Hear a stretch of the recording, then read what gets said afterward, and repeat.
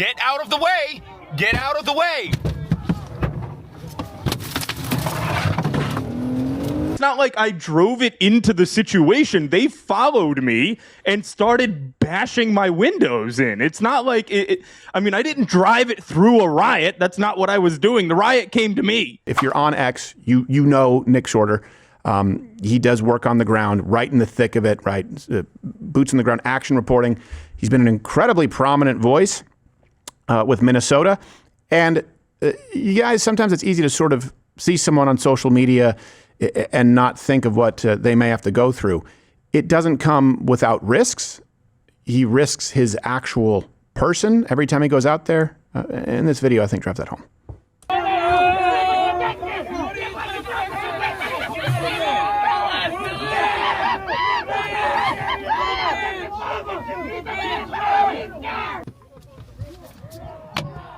Get out of the way!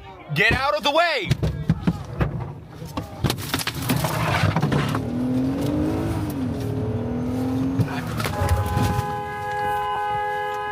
Jeez. And the thing with clips like that is what you don't see is just how easily it could have gone the other way. How easily someone forgets to lock their windows or lock their door. Someone gets in. Nick Sortor's not alive anymore. Wouldn't be the first time that happened, or maimed, or has to live with a permanent injury. We saw that with the Summer of Love, thousands of casualties, including dozens of deaths. So I believe that we do have him here on the line. He just stepped away from his chair. All right. Come on, he will be here momentarily. Well, then, I am going to introduce him anyway and act as though he is at his chair. Independent journalist. He's Nick Sortor on X. And as I understand it, he has some new information for us. Let's welcome a chair or the person, Nick Sortor.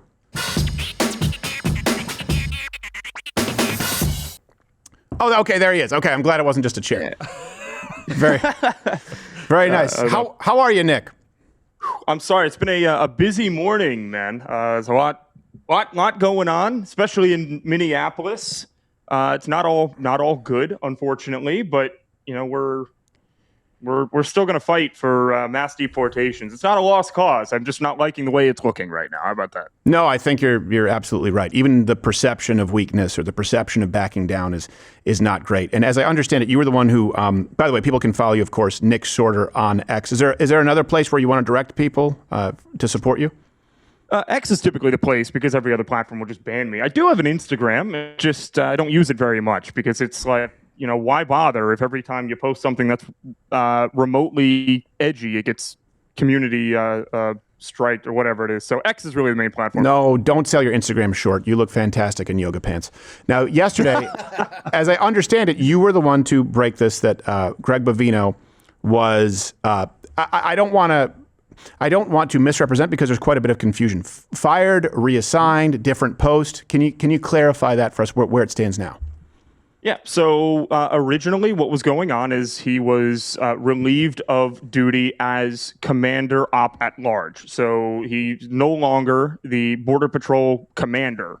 If you notice in the statement that DHS released, you know, trying to rebut my story, they called him chief instead of commander because the story was true. He was actually taken out of the command structure and they started calling him chief again because he went back to his former role as chief of El Centro sector, which is just one section of the U.S.-Mexico border. Right.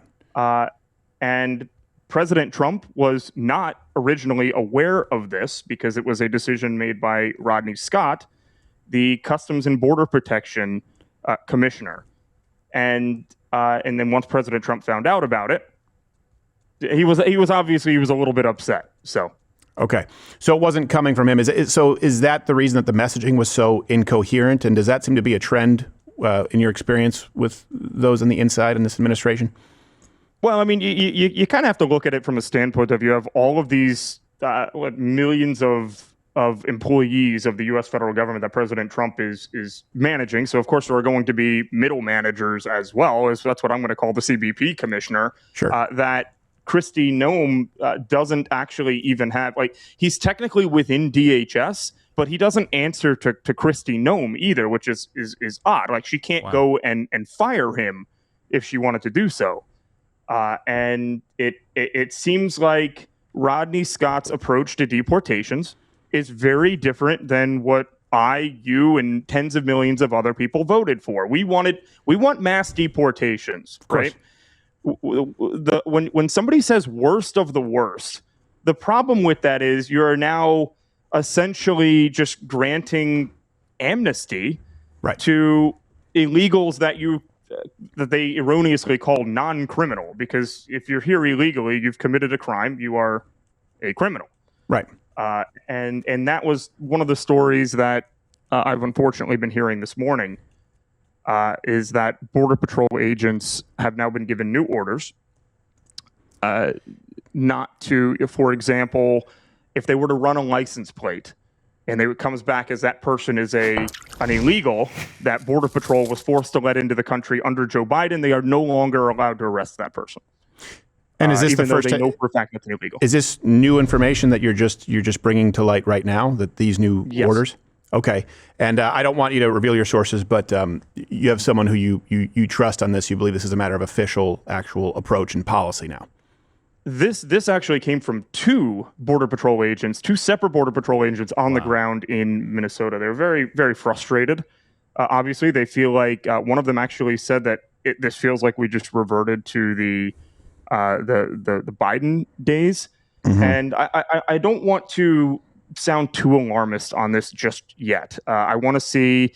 I've gone to the command structure. Like I've now inquired about this with DHS, and there seems to be a little bit of confusion. Mm-hmm. I guess I'll say, and I hate to put it that way, but it is what it is. There are definitely competing people trying to create policy out in Minnesota. Can I ask you a couple of follow-ups just for clarity, really for my sake and people watching right now? Do you know if this approach is exclusive to Minnesota or it's being applied nationwide? So I don't have any reason to believe necessarily that this is being done nationwide. Okay. This seems to be just something that's going on in Minnesota at the moment. And it could be a short-term play. There might be something else to this. That there's obviously policies can change day by day, right? So I want to stress that this could be very temporary, mm-hmm. and this doesn't mean that we have surrendered. Right. So, well, I mean, I was saying earlier, and I know there was an empty chair, so you probably didn't hear me. What I was saying is there's still an opportunity here for the Trump administration to appear as though they've pulled back, and then immediately go back in even more aggressively and say, well, we did this under the guise we thought was good faith, that we would be handed over everyone who was a violent offender currently detained or in custody. So we decided to put a pause on everything else, and they said that was their gripe. They didn't do it, and so now we're coming for everybody. Maybe that's the approach. Maybe that's the plan, because I would be willing to bet that they will not be handing over all of the violent felons currently Absolutely detained. Not. Yeah. No. So what they do is, you saw Tim Walz say yesterday, I believe. He came, all the days run together at this point, man. But Tim Walz came out and said that, no, we do hand over violent illegals from our state prisons after they serve a sentence, right? Even California does that. That's not something big and bold of them and noble.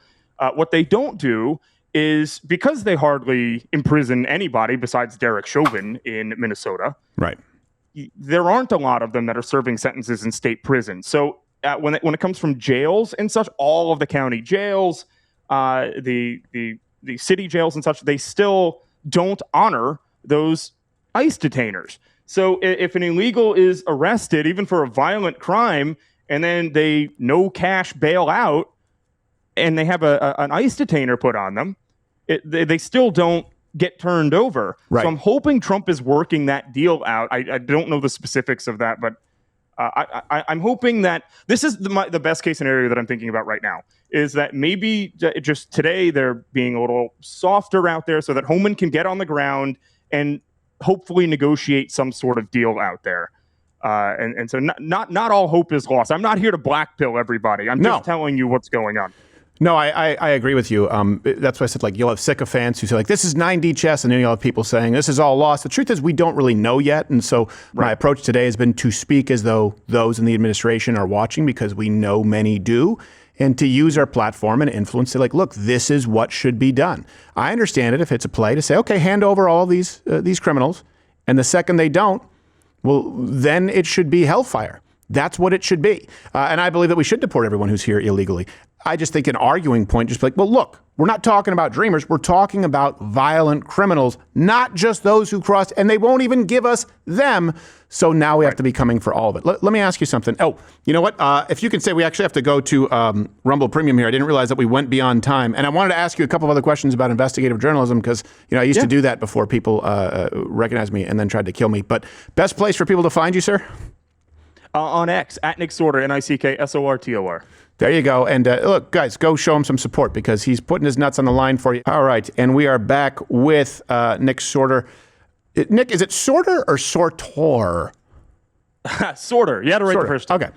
Wanted to ask you, since you're there on the ground, did you notice any shift in tone last night? Did the rioters, the protest, did they seem emboldened, or do you think they weren't even aware of the change in temperature?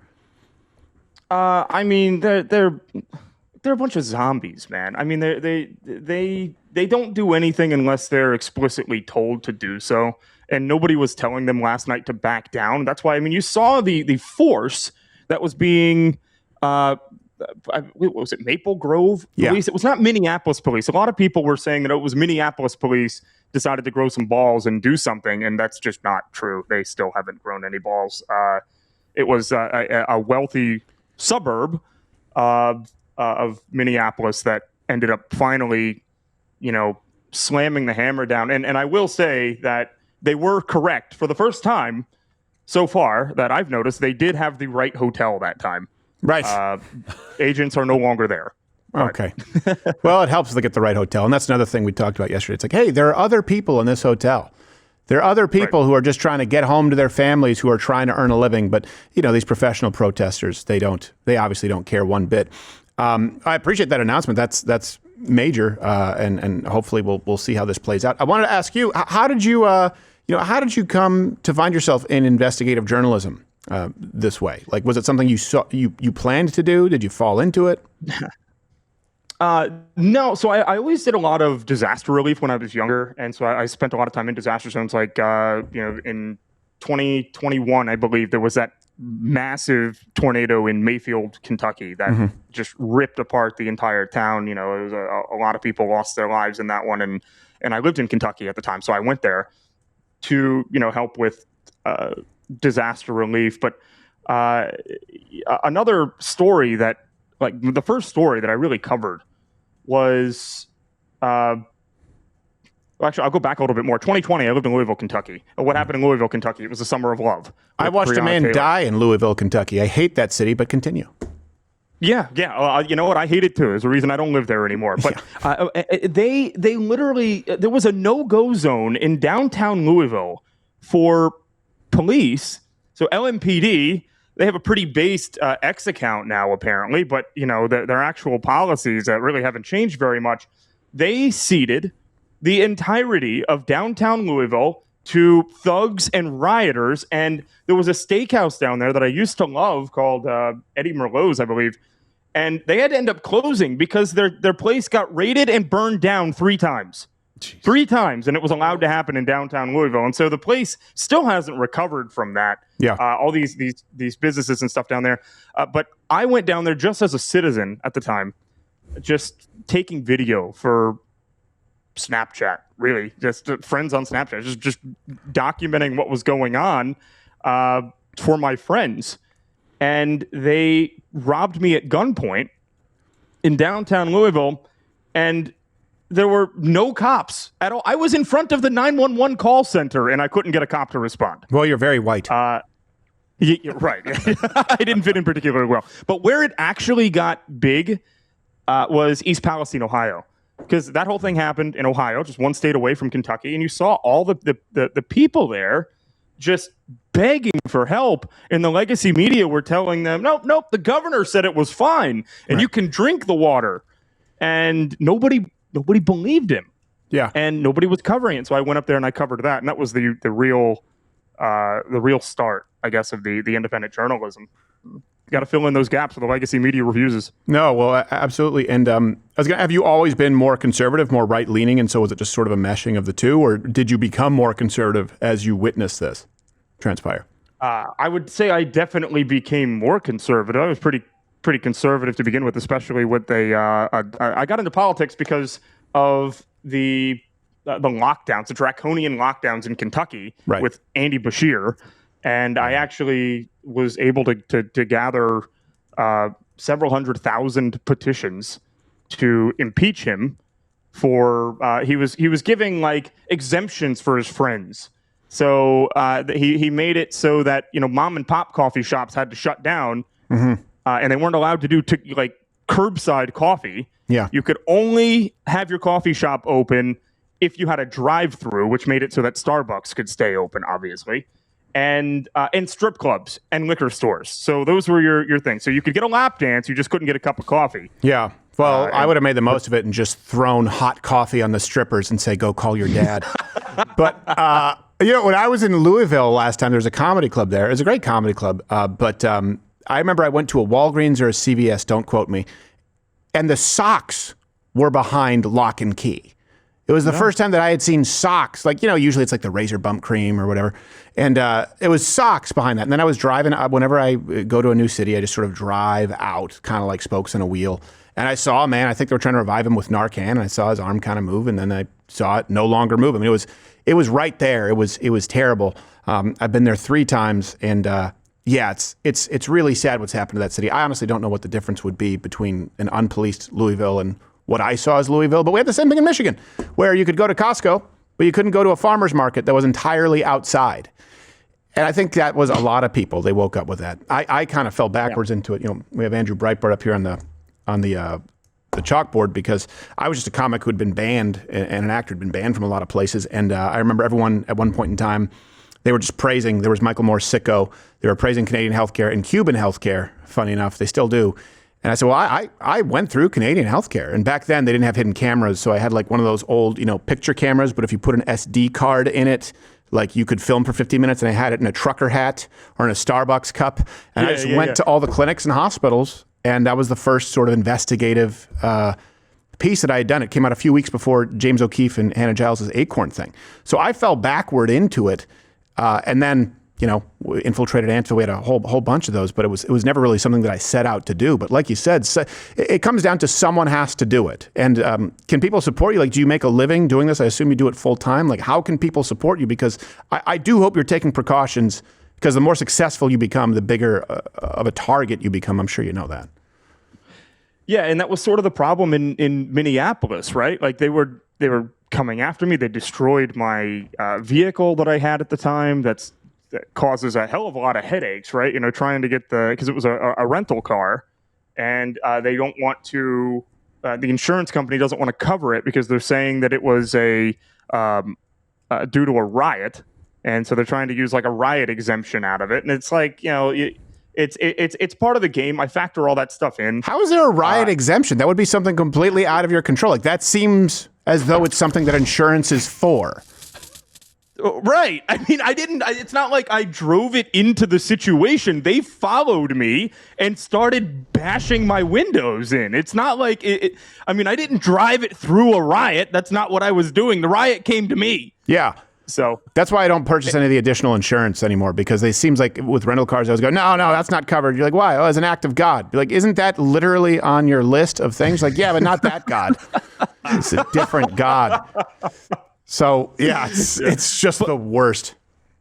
Yeah, I do it full time though. I don't do. There's one thing that a lot of people do that probably would pay the most, but I just refuse to do it. Are the sponsored posts that they don't tell you are sponsored? You'll just see like Coca-Cola for Snap. Yeah, exactly, man. And so I blew the lid on that whole thing. If you remember that, it was and they were spending like $1,500 for one post. I know, and they were telling people, just for anybody in the audience that doesn't know this, that the big soda companies were going and they were giving people pictures, Trump aligned influencers of Trump with Diet Coke. and saying that it's anti-Trump to ban tax dollars from going to soda companies. Like, I mean, I know. It was just a hell of a stretch, but a lot of these people have no shame, man. No, that's the problem, and that's why I'm curious, because I when I came up doing this, it was 2009, I think, is when I did the Canadian healthcare video. My next one was Detroit, because Detroit was an example of leftist policy since '61. But there was no grifting, right? Like, it was at great sacrifice because there were no conservatives, and now there is. There is kind of a cottage industry where you can make money with clickbait, and you can make money pushing certain narratives, and you don't really care whether it's accurate or not. So that's got to be tough, I would imagine. I've seen you I haven't seen all of your stuff, but be remarkably consistent. Do you find sometimes that it's hard to compete with the people who just follow the clicks and they don't put in the legwork? Oh my gosh, yeah. And people wonder, like, well, why didn't you report this too? Like, why didn't you post about this? I just heard about this really cool thing. I won't name any names on here, but you guys can probably yes, we can figure out who. Yeah, and it's like, at the end of the day, it's just about the ad revenue for them. It's not, dude. I could make so much more money if I just sat on my and tweeted Fox News clips all day, rather than actually going out and doing it and being on the ground. And in Minneapolis in particular, first of all, it's full of white liberals who just hate me and want me dead. And then secondly, and I'm on the Latin Kings hit list now, which is not a fun one to be on. No. Because how did that is that just because of your support for ICE? Or is there more to the story than that? Well, I'm the one that recorded the Latin Kings guy breaking into the back of an FBI vehicle and stealing an automatic rifle out of it. That's right. I got his face. Yeah, they don't like that. No, they're not a big fan of that. And it's sorry, I don't know if I can say. No, you can say whatever you want. Okay, good. It's cold as hell, man. Yes. It's like you go outside, negative 15 degrees. Like, I still have frostbite on my hands from standing out there, and so all of that put together, like it's not. People want to call it a grift. It's like the opposite of a grift. I don't ask anybody for money. Like, it'd be much more lucrative for me to just sit at home. I just feel like it's effective to go out and give boots on the ground coverage, especially because when these riot situations happen, you never see videos of that kind of thing from the legacy media. No. And that's how they're able to go home and say, because as soon as it gets a little dicey, they're gone. They bail. Right. And that's how they're able to say, well, while we were there, it was pretty peaceful because you left once it got a little, unpeaceful. Right. No, I had this. This was a rude awakening for me. It was, I want to say 2000, maybe 12, Fox News. Michigan was going right to work, and there was a rally in Lansing. And I was just there. So there was AFP, the actual Koch brother thing, but I had no association with them. And then there were all the union people. And I was punched in the face, like, repeatedly, like full on camera. And the way the media justified it was they said that I was there instigating, and I was at one point I was the Van Andel's grandson was one. I was related to the DeVosses, and then they just said, like, oh, it was clear that I pushed the guy when there's multiple angles where a guy was drunk and fell over a tent pole. I still have footage. I don't even know if we've released it of them following me to my car, threatening me with a gun. You can see on camera them saying, I've killed plenty of people. The media just, and by the way, Fox News, I was a contributor there. They went on the next day too. I said, well, no, hold on. Yeah, you guys need to release the follow-up here. Here's them saying they're going to kill me with a gun. Like, the media's moved on. And so they never really have your back either. And I ask because I'm always curious. It's a little bit of a different era where I was doing it just because I fell into it. But you do have to compete with people out there who, like, there's something to be said for ethics in journalism. It doesn't mean that legacy media practices that. But I think we all recognize, too, that there definitely is a problem on both the left and the right online where there doesn't even have to be a kernel of truth.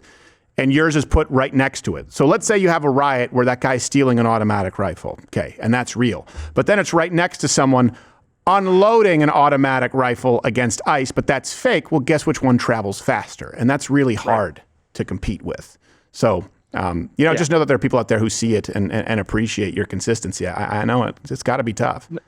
Yeah, no, I appreciate it, Stephen. Like the story yesterday, I get no pleasure out of having to report things like what happened to Bovino yesterday. That is not something that I want to do. That is because you see what happens, right? People that are on the right, they're pretty hardcore MAGA supporters, and I love them, but they refuse to believe the story. And then as soon as DHS came out with a statement that if you read into it, you can tell that it actually was it was very carefully worded. Mm-hmm. You notice because I was saying that he was demoted from commander back to his previous role in El Centro. Yeah. So the statement the DHS put out refuting my story, they called him chief in the post. Chief was his former title.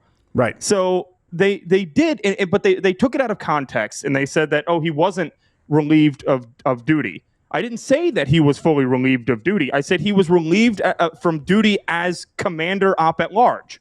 Yeah. So they weren't actually refuting my points at all. But then it comes back and it comes back at me, and people are like, oh, well, Nick just made it up. He has bad sourcing. It's true, and it's been confirmed true at this point. Yeah, I know what that's like. We had that with the Charlie Kirk assassination. We had an inside source that said, hey, there were Antifa and like weird LGBTQ whatever engravings on the bullets. And of course, I believe it was the New York Times or maybe Wall Street Journal said it was fake. It wasn't confirmed. And then when those engravings came out, fascist catch, and then there was what notices bulge, OW something. Yeah. People go, see, that's not LGBT. It's like, okay, so it's a weird furry subculture sexual perversion. Yeah, like, I don't even know. That sounds pretty LGBT yeah, to it's me. like, how could we? And again, we're going based on a source in saying this is happening. And the reason they revealed it to us is because they were worried that there were people still in these departments who might try and bury it.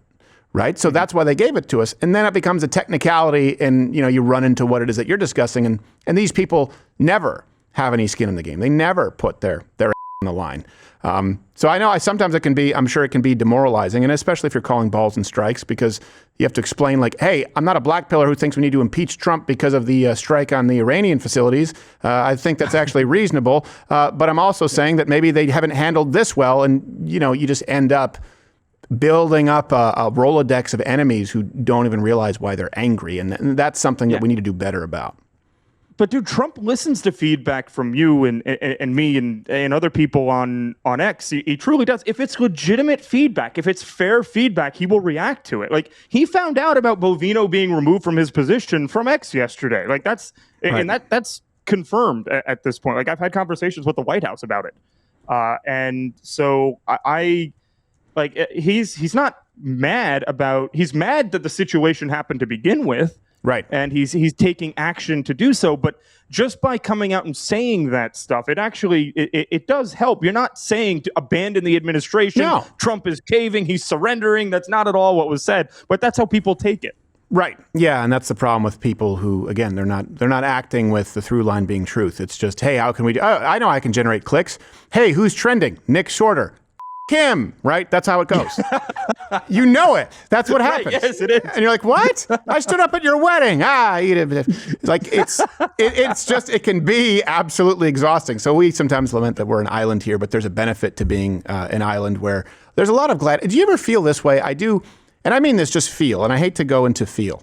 But, Pam Bondi using the word hate speech when she said that, I was like, oh boy. Kash Patel saying, you don't have the right to bring a loaded firearm with several magazines. And I'm going, it seems like there are people in this administration who aren't actually conservative. Because I can tell you in this office of 20-something people, if anyone said like, well, of course, hate speech isn't protected, they would be immediately laughed out of the office, right? It would just be a given. Like, why are you parroting the leftist points? If someone here said, you can't bring a loaded firearm, and go, what the fuck? Of course you can. Are you an idiot? So the language that they choose to use, some of these people, it feels like maybe they work the game where they're in positions of authority, but they don't actually share a whole lot of common ground with the voters sometimes. Yeah, I mean, unfortunately, you're correct. And a lot of them come from they're used to. So here's one of the issues that I'm seeing personally, and I hate it because I like these people personally. I really do. And Sure. I think they're very, very well-intentioned. I think that they maybe speak a much stronger game than they can carry out, I guess, especially given the current situation with the DOJ. And I mean, it's like there's like a handful of people within the DOJ that will that you can actually trust to try to implement Trump's agenda. Right. And it's constant infighting at this point. Right. And so like what Bondi's dealing with out there in Minnesota, where I mean she got some indictments, and then you just have that magistrate that flat out refuses to sign off on the arrest warrant for Don Lemon, and that magistrate just happens to be the husband of an assistant attorney general in Keith Ellison's office. I know. So I mean, there's a war going on there for sure. I don't like the comments about not being about that he was that this guy. I'm not defending this Alex Preddy guy. No, of course not. Of course not. But I don't know how, you can't really jump to say, oh, well, he was definitely there to massacre agents because he was carrying 2 magazines instead of one. I could often be found carrying 2 magazines or 3, sometimes 5. And it doesn't mean that I'm there to massacre law enforcement. And that's just odd. The selection as far as the line of arguing makes me think that these people, maybe not like yourself, not like myself, who've been in the thick of it, because that's very lazy. And it gives the left a win. To give you an idea how effective it is of a win for the left, I had some people yesterday saying like, hey, Crowder, aren't you that guy who supported the Second Amendment until you didn't? I'm like, we couldn't have been more clear that Patel's comments were off base, and of course you can carry a firearm. But the left wants to use that hypocrisy. And so I just think it's really important to not give them wins. But I know you're busy. Please don't get your ass kicked while you're out there. And please try and avoid damage to any more property of Hertz. Again, last time, where's the best place for people to find you? And we'll follow up off air here to see if there's any way that we can help. Yeah, X at Nick Sortor, NickSortor. That's the best place, the most place where I put the most updates on. I don't even bother with Facebook because it's just full of AI garbage, and that's where a lot of that stuff that you were talking about earlier. You should have seen, dude, some of these AI videos that were coming out about Minnesota, and even the winter storm the other day, and these people just eat it up, and Facebook does nothing about it. So if you're on Facebook, I mean, you have a big Facebook following. So never mind. I won't talk too trashy about it. But no, I'm not it's terrible. Everybody on there is fake. It's terrible. They're not me. I built up a Facebook following a long time ago, like when it was sort of overtaking MySpace. I honestly, like, it is the worst. It is the worst. And by the way, that weird video out there with me and the peanut butter, that's AI. That's AI. Just in case anyone asks, that's AI. Nick Sortor, we appreciate it, brother. Please stay in touch and we'll follow up with you. Be well. Appreciate you, man. Nick Sortor, everybody. YouTube's is something you're not allowed to say according to the guidelines. I was quoting the guidelines. I'm glad you're still here. It means you watched this video all the way through. Oh, it says here that Rumble, where you can go follow my channel, lets you say pretty much anything, provided it's not illegal. That reminds me of, what does it remind me of? Oh, yeah. YouTube, pre-2015. Go on and follow me there. I'm live, 11 a.m. Eastern, weekdays. Don't call YouTube a. Oh, it's just a different way of saying it's.